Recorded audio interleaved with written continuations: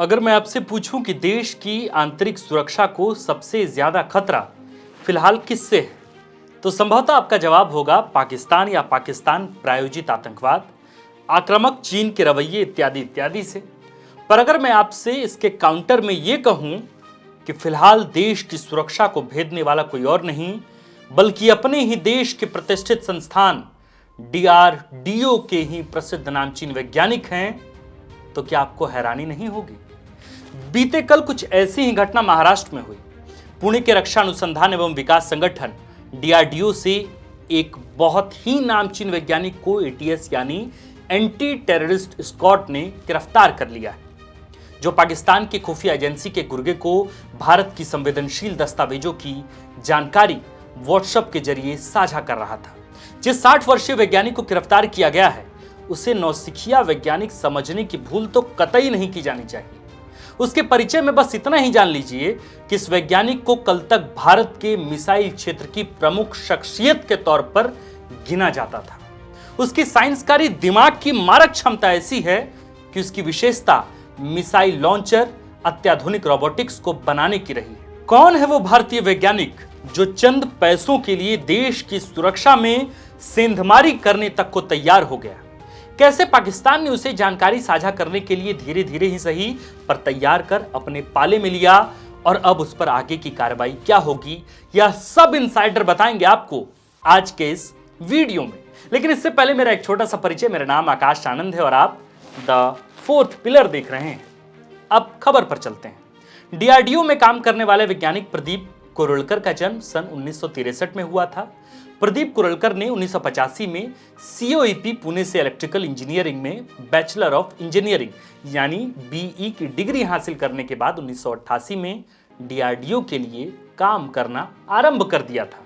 सुरक्षा संबंधित अनुसंधान में माहिर प्रदीप कुरलकर ने DRDO में बतौर वैज्ञानिक ड्राइव और एप्लीकेशन पर ध्यान देने के साथ साथ IIT कानपुर में advanced power electronics course work भी पूरा किया। महाराष्ट्र के पुणे में रक्षा अनुसंधान में विकास संगठन DRDO में अपने साइंसकारी दिमाग की वजह से उसने बहुत कम वक्त में ही सबका ध्यान अपनी ओर खींचा। उसकी काबिलियत ही कहिए कि उसे रक्षा अनुसंधान और विकास संगठन DRDO के अनुसंधान एवं विकास प्रतिष्ठान के प्रतिष्ठित सिस्टम इंजीनियरिंग प्रयोगशाला का निदेशक यानी डायरेक्टर नियुक्त किया गया। कुरलकर की विशेषता यह थी कि वह मिसाइल लॉन्चर, सैन्य इंजीनियरिंग गियर, अत्याधुनिक रोबोटिक्स और सैन्य प्रयोगों के लिए मोबाइल मानव रहित प्रणालियों का डिजाइन और विकास पर असाधारण काम कर सबको चौंका रहा था। सब कुछ ठीक चल रहा था, पर पाकिस्तान के बिछाए हनी ट्रैप में वह फंस गया और ऐसा फंसा कि पाकिस्तान की खुफिया एजेंसी ने हनी ट्रैप के जरिए उससे कुछ महत्वपूर्ण जानकारी प्राप्त कर ली।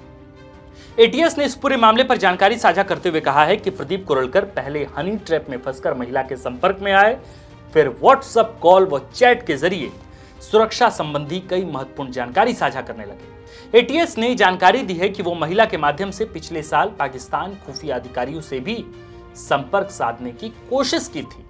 DRDO के एक अधिकारी ने बताया है कि हमारी जांच में यह साबित होने के बाद कि वह संवेदनशील सूचनाएं लीक कर रहे थे, वैज्ञानिक को प्रयोगशाला निदेशक यानी डायरेक्टर के पद से हटा दिया गया। उनके खिलाफ अन्य एजेंसियों से सूचनाएं मिलने के बाद DRDO ने जांच शुरू की, जिसमें उन्हें दोषी पाया गया। DRDO की जांच में दोषी पाए जाने के बाद इसकी सूचना ATS को दी गई। सूचना मिलते ही ATS ने वैज्ञानिक प्रदीप कुरलकर को गिरफ्तार कर लिया। ATS ने प्रेस विज्ञप्ति में बताया है कि पाकिस्तान की खुफिया एजेंसी PIO के गुर्गों के साथ WhatsApp message, WhatsApp call, video आदि के जरिए DRDO के वैज्ञानिक प्रदीप कुरलकर को संपर्क किया गया था।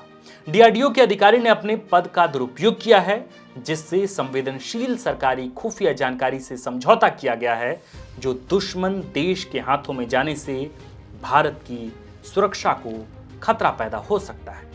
नवीनतम जानकारी के मुताबिक महाराष्ट्र ATS ने बताया कि गिरफ्तारी के बाद साइंटिस्ट प्रदीप कुरलकर के खिलाफ ऑफिशियल सीक्रेट एक्ट 1923 और इससे संबंधित धाराओं के तहत मामला दर्ज किया गया है।